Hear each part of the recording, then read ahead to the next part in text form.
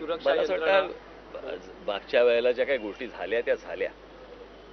आता त्याच्यामध्ये जो अशा प्रकारची काहीतरी गोष्ट करणं हे मला असं वाटतं बालिश आहे या सगळ्या गोष्टी.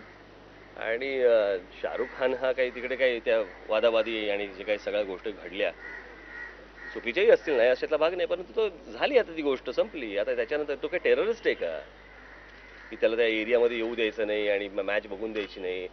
त्या IPL मधली एक मला असं वाटतं ते हे पण त्याची आहे ना, एक संघ त्याचा पण आहे. मला असं वाटतं एका संघाचा मालक किंवा काय जे काय म्हणतात त्याला माहित नाही मला, या अर्थाने असं तुम्ही थांबवू शकत नाही कोणाला.